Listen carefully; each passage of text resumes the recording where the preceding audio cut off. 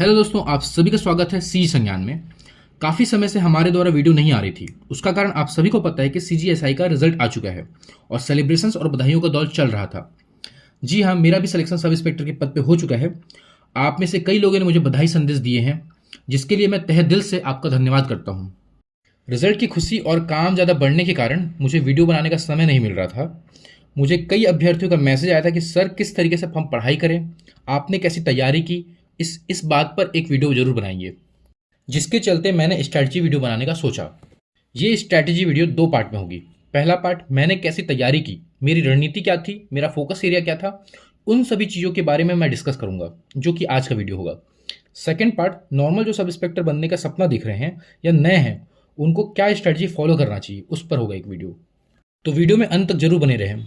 मैं अपने सारे सीक्रेट्स इस वीडियो में शेयर करने वाला हूँ। चैनल पर यदि नए हैं तो चैनल को सब्सक्राइब जरूर करें। चलिए शुरू करते हैं।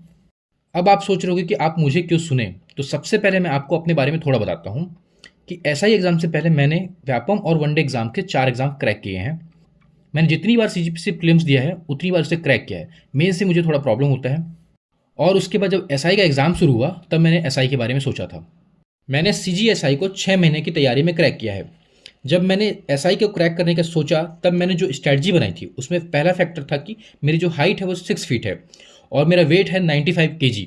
और दूसरा चीज़ था जो अपनी पढ़ाई के फैक्टर्स है उसको मैं ध्यान में रखकर अपनी पूरी स्ट्रैटेजी प्लान किया था मैंने। एसआई के एग्जाम में सबसे पहले होता है पीएसटी। अब मेरी हाइट 6 फीट थी तो मुझे हाइट और चेस्ट के बारे में सोचने की जरूरत नहीं पड़ी। इसके बाद नॉक नी और फ्लैट फुट मेरा नहीं था तो मैंने पीएसटी को काफ़ी कैजुअल लिया और वो आसानी से निकल गया। अगला स्टेप प्रीलिम्स का होता है। जब सीजीएसआई के एग्जाम के लिए व्यापम ने सिलेबस जारी किया था तो मैंने पूरा सिलेबस स्टडी किया था और पाया कि पूरे सिलेबस का 70% हिस्सा सीजीपीएससी प्रीलिम्स के समान है। हिंदी 10 नंबर का एक्स्ट्रा था, इंग्लिश एक्स्ट्रा था और कंप्यूटर थोड़ा एक्स्ट्रा था। ये सिलेबस देखकर मैंने सीजीएसआई के प्रीलिम्स का कोई तैयारी नहीं किया था। मैंने अपना फोकस एरिया सीजीपीएससी प्रीलिम्स में ही रखा था। 29 जनवरी को सीजीएसआई के प्रीलिम्स का एग्जाम था। उससे पहले मैंने सीजीपीएससी के 90% सिलेबस कवर कर चुके थे। सीजीएसआई के प्री से 2 दिन पहले मैंने हिंदी और कंप्यूटर को पढ़ना चालू किया था और मैथ सॉल्व करना चालू किया था। मेरा व्यापम के पुराने एक्सपीरियंस से मुझे पता था कि प्री आराम से निकल सकता है, इसलिए मैंने इससे ज़्यादा सोचा नहीं और एग्ज़ाम दिया बस। इसके बाद मैंने सीजीपीएससी प्रीलिम्स की तैयारी शुरू कर दी क्योंकि 15 दिन के बाद उसका भी एग्ज़ाम था। और जब सीजीएसआई का रिजल्ट आया तो मुझे टॉप 50-60 रैंक मिल चुका था, तो ये ठीक था। सीजीपीएससी प्री देने के बाद मैंने मेंस और फिजिकल के बारे में सोचा। मेरे सामने डिलेमा वाली स्थिति थी कि मैं एसआई को चुनूं या फिर मेंस को चुनूं, सीजीपीएससी मेंस को चुनूं, क्योंकि दोनों का सिलेबस और एग्जाम पैटर्न काफ़ी अलग था।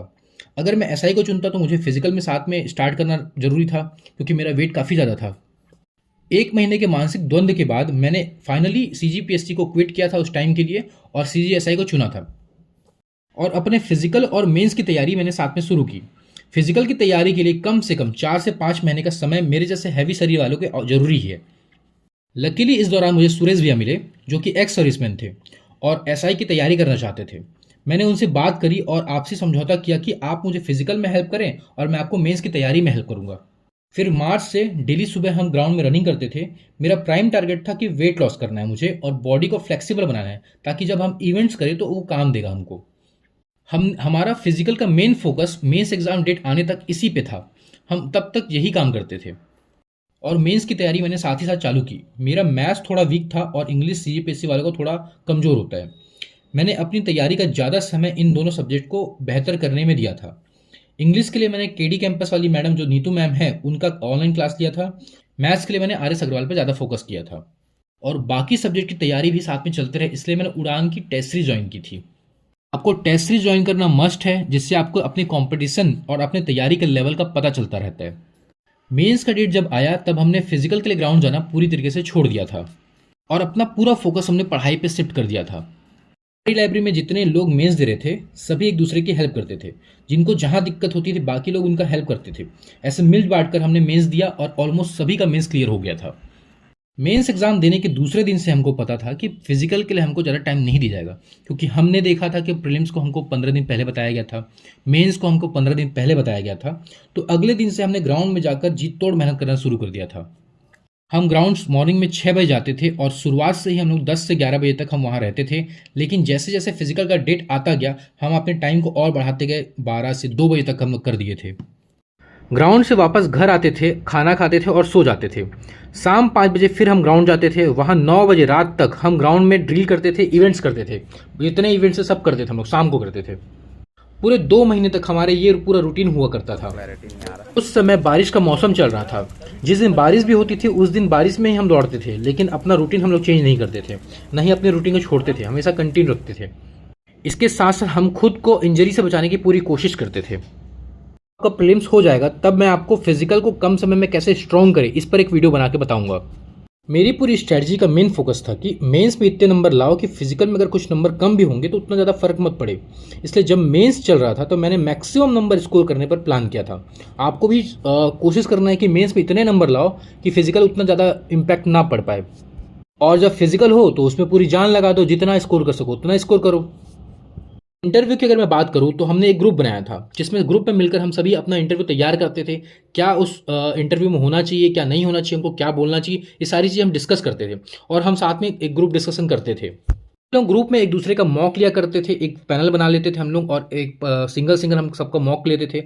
इससे ये फायदा हुआ कि हमें जब इंटरव्यू में बोलना था हमें सही शब्दों का चयन करना आ गया था और कॉन्फिडेंस बिल्डिंग हो गया था हमारे अंदर।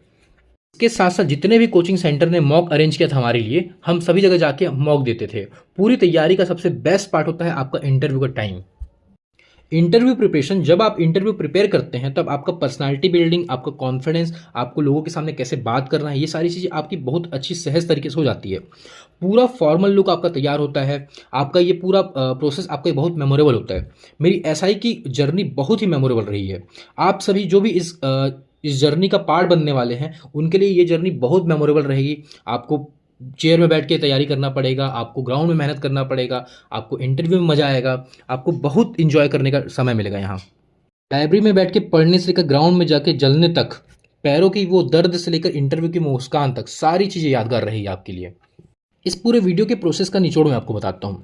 पहले पीएसटी में height, chest, flat foot, knock knee, ये सभी आप पहले से चेक कर लीजिए, तो आपको बाद में टेंशन नहीं होगा, आप आराम से तैयारी कर सकेंगे। सेकंड चीज़, जब प्रीलिम्स आप पढ़ेंगे तो सीजीपीएससी और सीजीएसआई के प्रीलिम्स के सिलेबस को 70% जब समान है तो दोनों एक साथ आप कर सकते हैं, तो अलग से कुछ एक्स्ट्रा एफर्ट करने की जरूरत नहीं पड़ेगी आपको। तीसरा, जब मेंस आप पढ़ेंगे तो मेंस में जितना मैक्सिमम स्कोर कर सके उतना करने की कोशिश करें। लैंग्वेज आपके 80 to 85 क्वेश्चन सही करवा सकता है, मैथ्स आपको लीड दिला सकता है। इन पर अगर बेसिक रूप से अगर काम करना चालू कर दे अभी से, आपके जो टाइम है वो आपका यूटिलाइज करके अगर आप इन पे ध्यान दें तो आपको बहुत फायदा होगा।